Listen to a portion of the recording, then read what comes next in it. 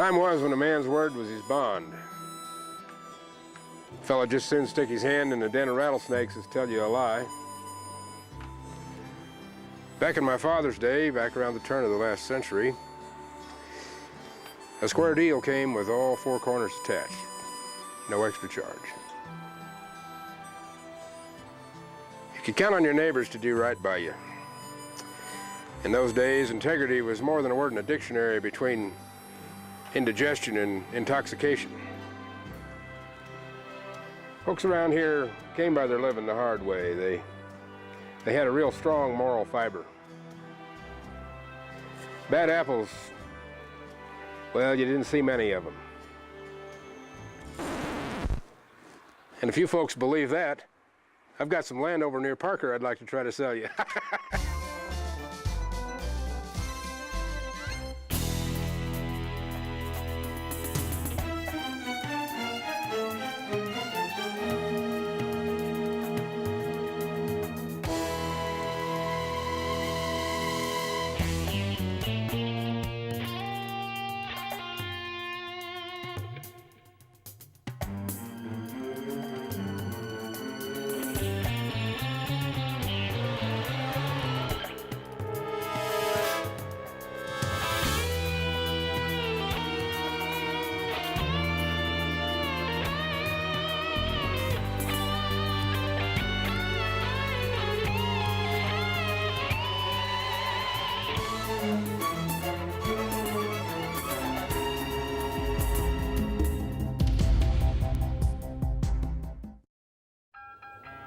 One of the smoothest and yet the most transparent schemes to defraud confiding people is being practiced in Douglas County by a slick ring of real estate sharks under the name Plainfield Addition Company. The Denver Republican, October 13th, 1889.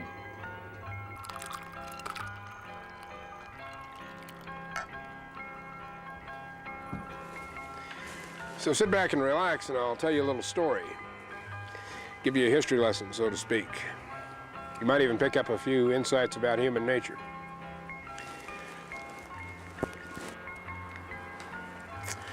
Back in the summer of 1889, two grifters by the name of Pierce and Thompson landed in Castle Rock with what they thought was a surefire plan to get rich. Now, you might have a hard time understanding the plan unless you also understood the times.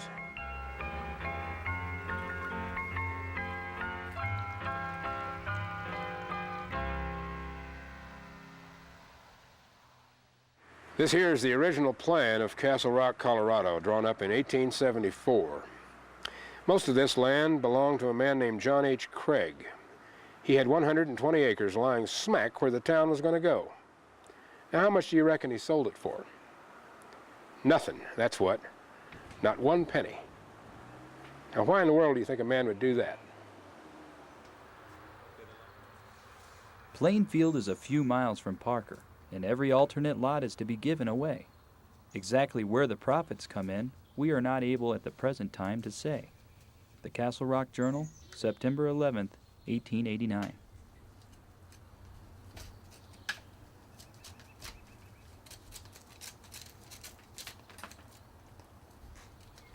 It might help you to understand that 100 years or so ago, there was land in this county that frankly wasn't worth a whisper in a big wind. Finding gold was sure enough something, but that wasn't going to happen too often around here, and Pierce and Thompson didn't have the patience for the long odds. Now, you get people moving to a place, and suddenly you have homes and businesses and property that's worth something.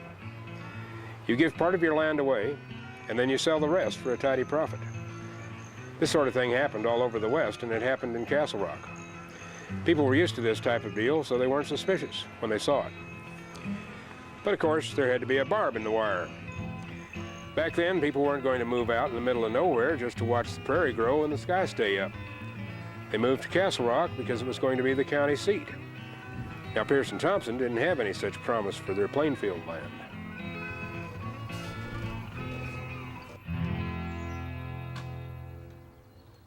There was not a house or tent or any other sign of human habitation.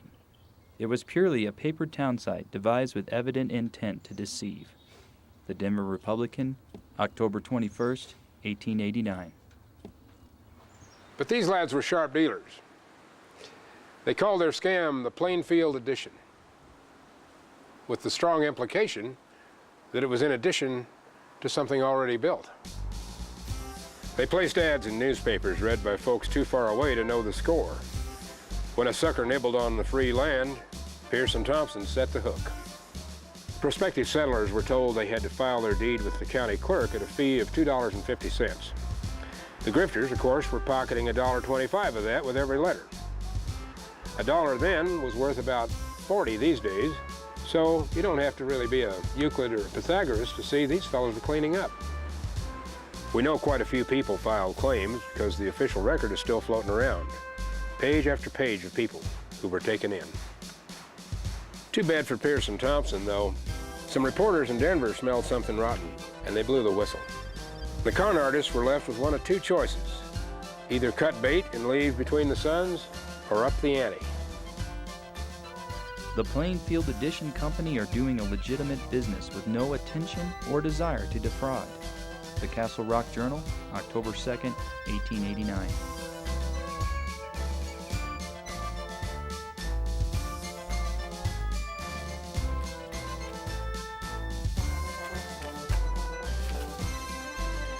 Can you believe it? They upped the ante, and they conned some of the good folks in Castle Rock into endorsing them. Their list of supporters was basically the who's who of the town. They had the mayor, none other than John Craig himself. They had the county clerk, the town doctor, the county judge, the owner of the newspaper, and a few prominent businessmen thrown in for good measure and good luck. Then the swindlers advertised all of the free lots had been snatched up, and now they had to charge an extra $1 per lot.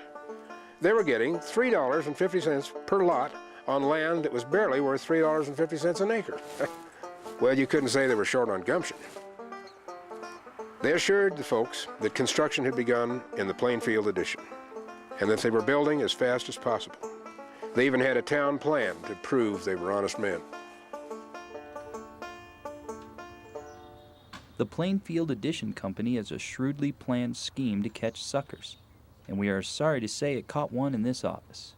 The Castle Rock Journal, October 2nd, 1889.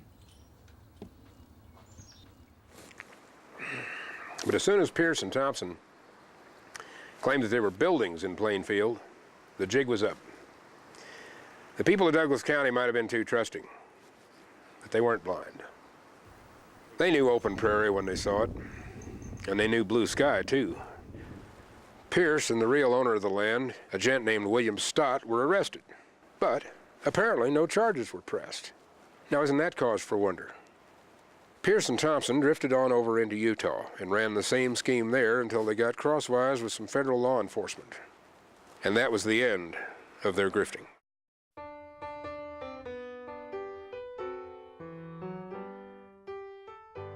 That is the true story of how a couple of swindlers ran one of the slickest land scams ever seen in these parts.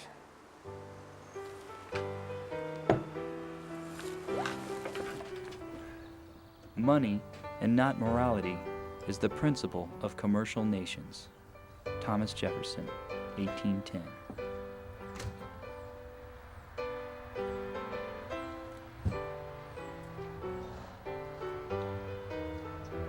Cut.